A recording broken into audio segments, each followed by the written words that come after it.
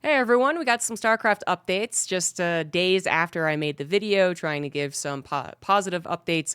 We got an actual really positive update, fully officially announced how people are going to get to the Esports World Cup that's happening in July 22nd to 25th, and then all of the tournaments that are now also kind of participating in that road to EWC. So let's go over everything and then also some other announcements that have happened in the past couple of days.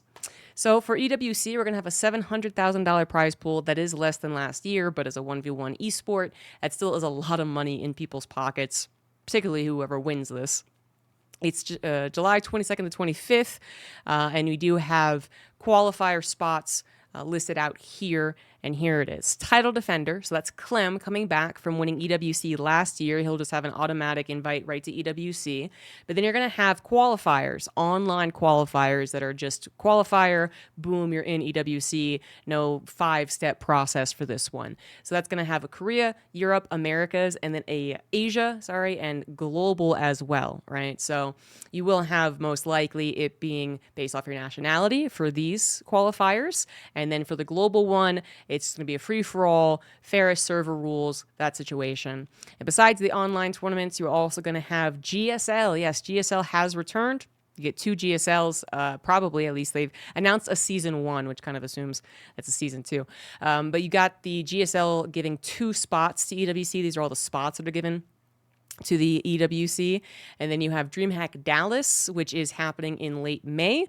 That will not have the same type of setup that you might be thinking of from last year's Dallas, where, the casters were on site and there was the huge stage and the huge production. It's not going to be like that, but the players do have to go to actually get to qualify.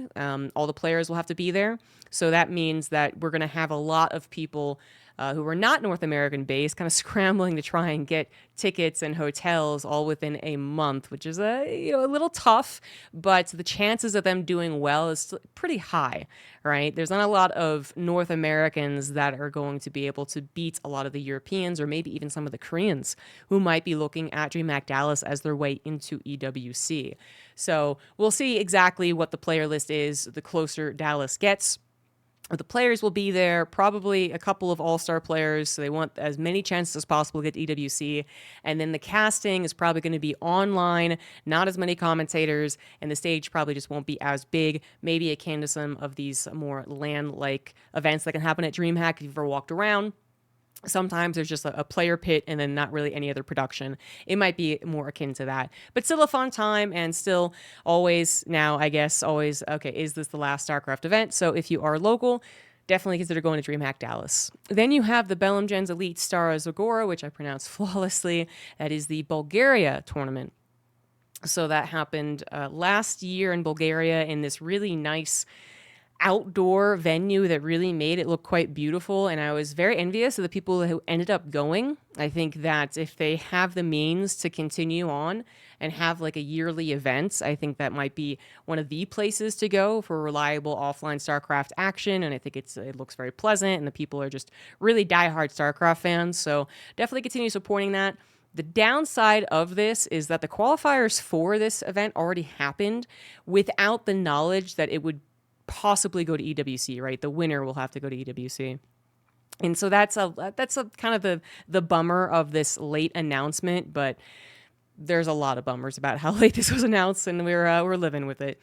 And then the last thing was, the global qualifier. So that's how everyone is getting to EWC. Just to go a little more in depth for some of these announcements, StarCraft DreamHack does have their page up, so you can grab your tickets.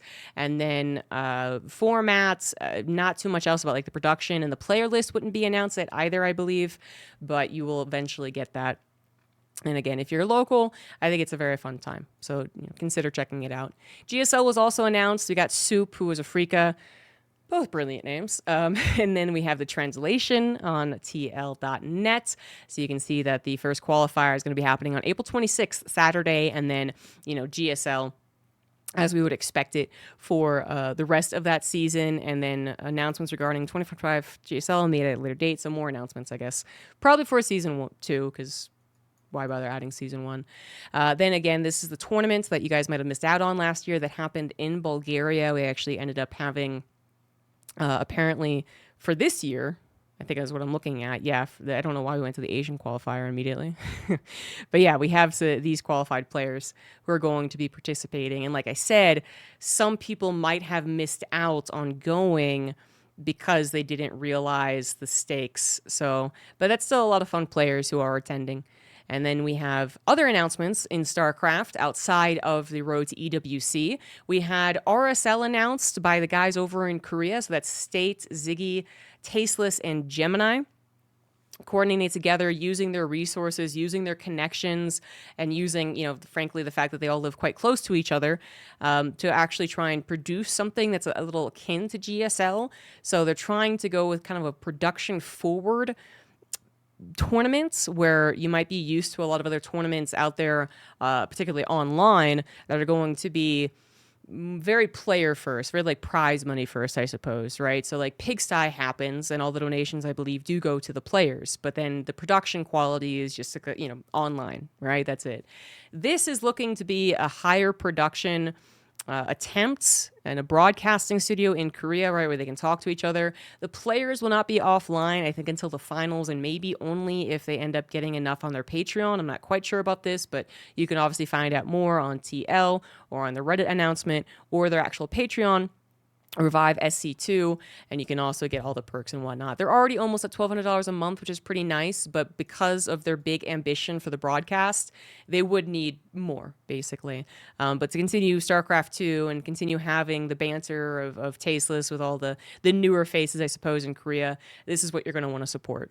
And then finally, we had SOS announce that he's returning to StarCraft, which I, funnily enough, had a thought about him a couple days ago, and then I was like, oh yeah, I guess he's not playing anymore.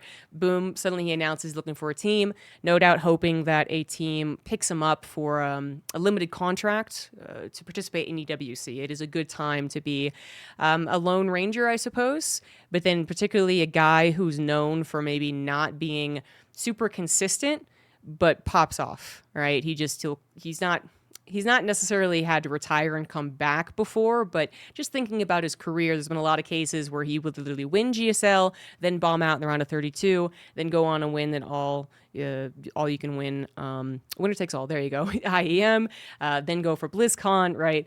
This is a pretty good crowd for teams out there, and it's such a, I don't know, funny timing, because I literally just thought about this guy, but we'll see if anyone picks him up and he's actually able to attend EWC. As I was pointing out with the road to EWC slot distribution, there's not a lot of possibilities to get to EWC. Like, you got to kind of be honest about that, right? So we do still have a good number of top tier pros, and the expectation is that we're going to have a very familiar set of players, and SOS might not be that familiar set of player who would usually be able to win something here, but he's SOS, so maybe he does. That's all the announcements that I got, and a quick recap on a positive announcement for StarCraft. Now that we know all of the details, it will be no information pretty much until after EWC. We'll be back in kind of that weird zone, but at least we have the information to get hyped leading up into July 22nd. So hope you guys learned something here and are excited about watching some more StarCraft. I hope I get to cast as much as I can here, online or offline, and then I'll see you later for more StarCraft. Thanks for watching.